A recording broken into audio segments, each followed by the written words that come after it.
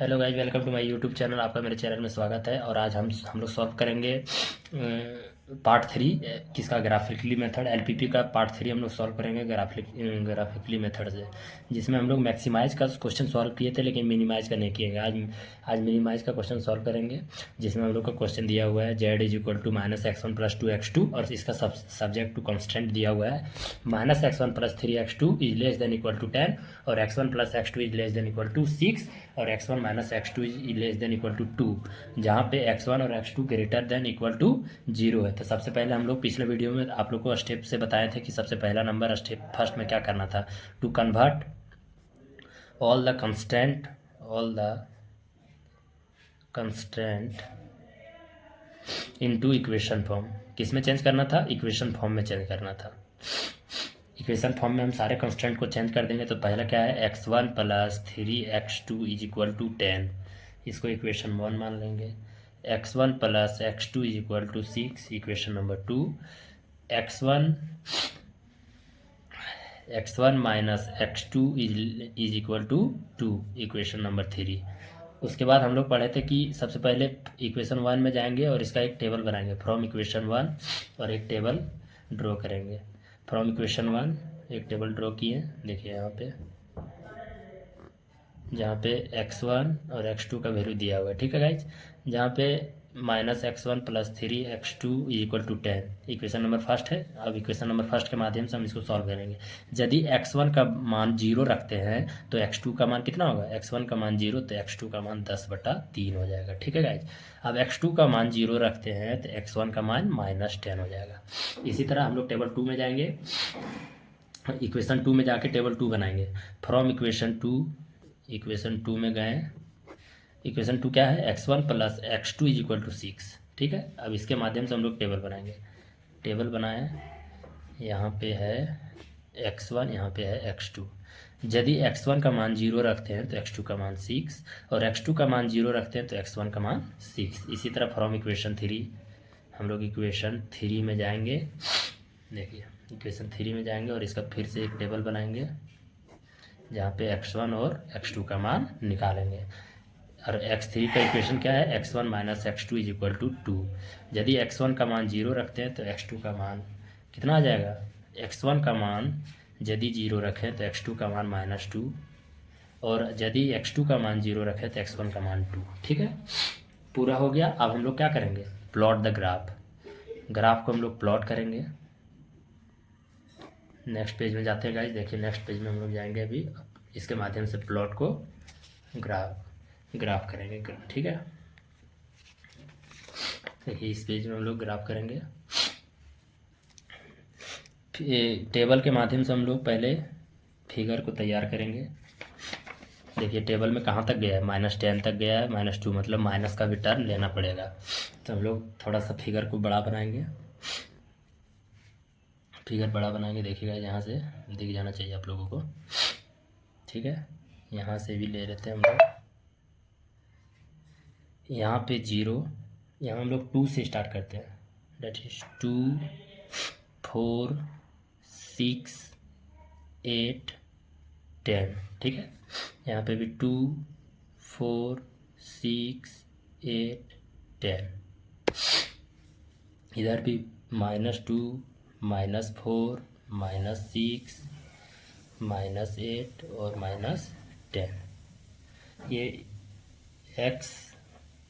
x1 और ये x1 dash यहाँ पे भी लेना पड़ेगा गाइस, नीचे थोड़ा सा जाएगा बड़ा। देखिए -2, -4, -6, -8, -10, ठीक है। -10 तक हम लोग चल गए। अब इक्वेशन इसको मान लेते हैं हम लोग x2 और ये हो जाएगा x2 डैश, ठीक है।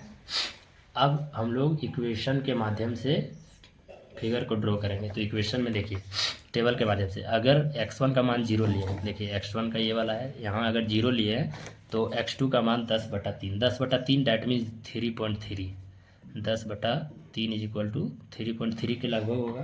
तो मेरा 3.3 कहाँ आ रहा है गाइज? तो यहाँ देखिए 2 और 3 के बीच में, यहाँ 3 आ जाएगा, यहाँ थोड़ा सा ज़्यादा आगे, यहाँ हो जाएगा 0 और 3.3, ठीक है। एक हो गया।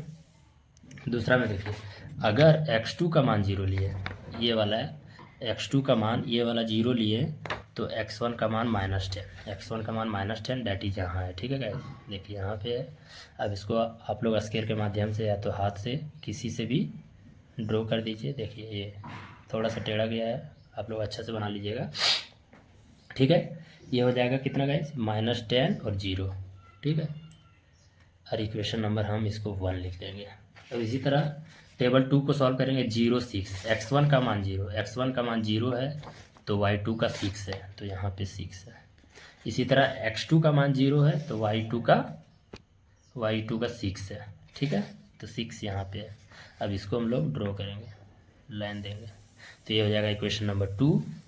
ठीक है, अब इक्वेशन नंबर 3 देखिए, 0 लिए तो -2, x1 का मान 0 लिए हैं तो x2 का मान कितना आ गया, -2 आ गया। तो -2 कहाँ है, x1 का मान ये 0 लिए तो x2 का मान यहाँ पे है। इसको यहाँ आप लोग लिख सकते हैं, 0 6 हो जाएगा ये वाला, और ये हो जाएगा 6 0। इसी तरह ये वाला हो जाएगा 0 -2, और एक और है 0 लिए x2 का मान, 0 लिए x2 का मान, तो x1 का मान 1 हो जाएगा, डैट इज x1 यहाँ पे है तो ये वाला 1। ठीक है, अब इसके माध्यम से इसको फिगर को हम लोग ड्रॉ कर देंगे। यहाँ से देखिए ऐसे बनेगा। ठीक है, ये हो जाएगा इक्वेशन नंबर 3। ये वाला कितना हो जाएगा, 2 और 0 हो जाएगा। अब देखिए, अब हम लोग कॉन्स्टेंट में जाएंगे स्टेप नंबर फर्स्ट में, और देखेंगे कि यहाँ पे क्वेश्चन में देखेंगे पहला में क्या है, -x1 + 3x2 लेस देन 10। पहला इक्वेशन में लेस देन है, तो हम लोग पिछले वीडियो में बताएं यदि लेस देन रहेगा तो वो ओरिजिन की ओर जाएगा। तो ओरिजिन की ओर देखिए, पहला इक्वेशन ये वाला है, ओरिजिन की ओर इसको ले जाइए, ओरिजिन की ओर जा रहा है ये वाला, ओरिजिन की ओर, ओरिजिन मतलब ये वाला नीचे ओरिजिन की ओर गया। उसके बाद दूसरा में देखिए, x1 + x2 लेस देन 6, फिर से लेस है, दूसरा इक्वेशन में लेस है, फिर से ये ओरिजिन की ओर जाएगा, दूसरा इक्वेशन भी ओरिजिन की ओर जाएगा, ओरिजिन की ओर चल गया। उसके बाद तीसरा में देखिए, x1 - x2 लेस है, इसमें भी लेस है, तीसरा इक्वेशन डैट इज ये भी ओरिजिन, ये ओरिजिन, ये ओरिजिन, ये ओरिजिन। अब देख रहे हैं तीनों जो लाइन का तीनों पॉइंट का जो है वो एक जगह कट रहा है, कहाँ पे, यहाँ पे ये वाला शेडेड रीजन। आपको अलग से पेन से हम ड्रॉ कर देते हैं, ये वाला देखिए गाइज, ये वाला हो जाएगा। अरे यार पेन भी ख़त्म हो गया गाइज, ये देखिए ये वाला फिगर बन जाएगा आप लोगों का। ठीक है, ये वाला फिगर ई शेडेड रीजन हो जाएगा। ठीक है, इसके बाद हम लोग यहाँ लिख देंगे, यहाँ नाम दे देंगे इसका, फिगर का हम लोग क्या दे देंगे, नाम दे देंगे। क्या क्या है फिगर का नाम, ई, इसको ये मान लेते हैं, इसको बी मान लेते हैं, ये वाला सी हो जाएगा, ये डी हो जाएगा, और ये ई हो जाएगा। ठीक है, अब इसके माध्यम से हम लोग बोल देंगे कि जो ये पॉइंट है यहाँ पे देखिए नीचे, ये B C D E is ये फिजिबल रीजन, क्या है, फिजिबल रीजन है। अब हम लोग कोऑर्डिनेट निकालेंगे, सबका कोऑर्डिनेट। ठीक है गाइस, सबका कोऑर्डिनेट निकालेंगे, जिसमें ए का कोऑर्डिनेट तो हम लोग पहले से पता है, यहाँ 0 0 हो जाएगा। ये वाला देखिए फिगर में, ये वाला ए का कोऑर्डिनेट हो गया। 4 B coordinate B, coordinate B निकालने के लिए हम लोग पहले आप लोग को पिछले वीडियो में बताए थे हम लोग कि कोऑर्डिनेट बी निकालने के लिए लाइन देखेंगे, कौन सा लाइन गया है, कौन सा लाइन इंटरसेक्ट किया है। ठीक है गाइस, तो यहाँ देखिए ये बी के लिए कौन सा लाइन गया है,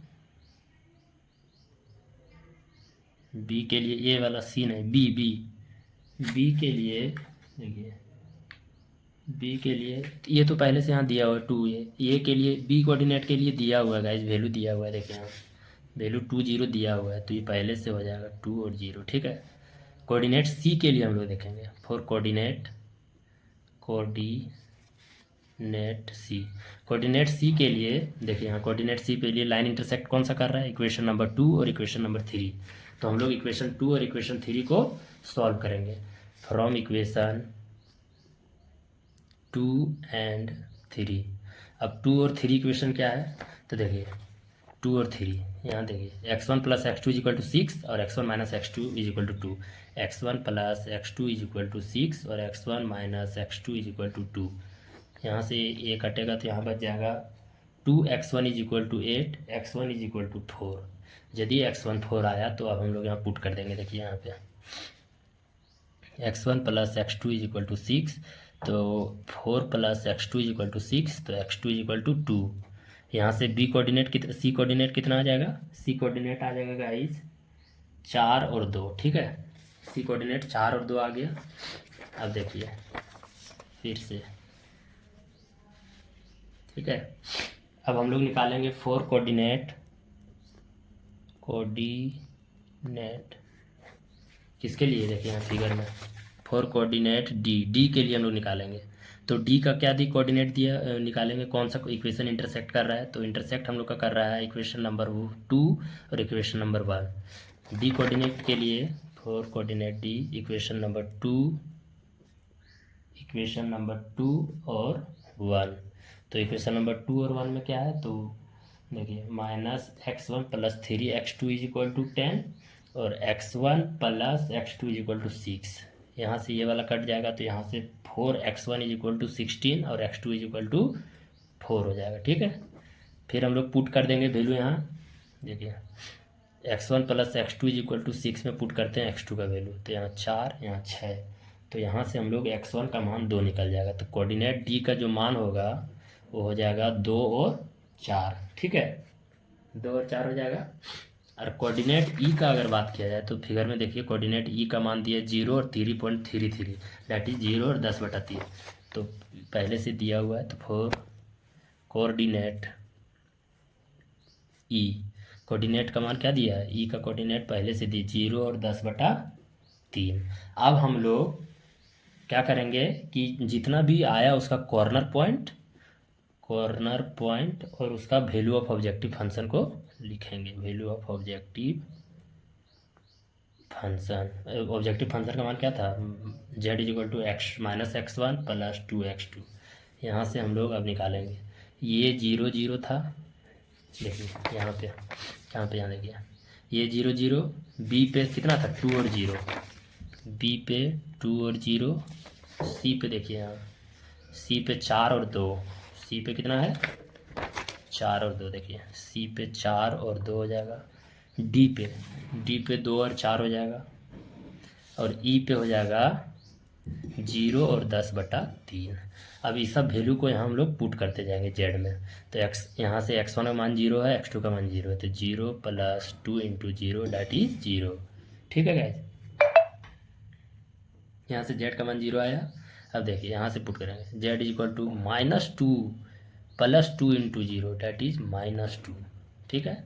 यहाँ से -4 + 2 × 2 दैट इज 0, z = -2 + 2 × 4, तो 8 में 2 जाएगा तो 6 बचेगा।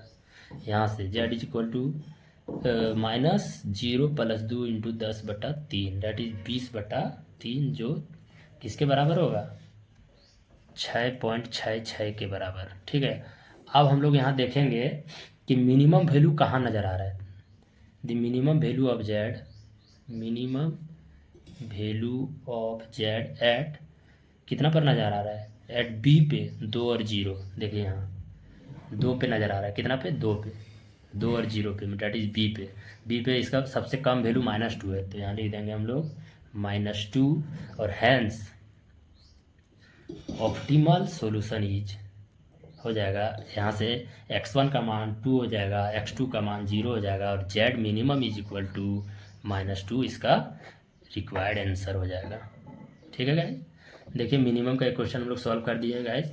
आप लोग चैनल में बने रहिए, चैनल को शेयर कीजिए, सब्सक्राइब कीजिए, आगे बढ़ाने का प्रयास कीजिए ताकि हम ऐसा वीडियो आप लोग तक पहुंचा सकें। और चैनल को लाइक करें, शेयर करें, सब्सक्राइब करना ना भूलें। जय हिंद, जय भारत।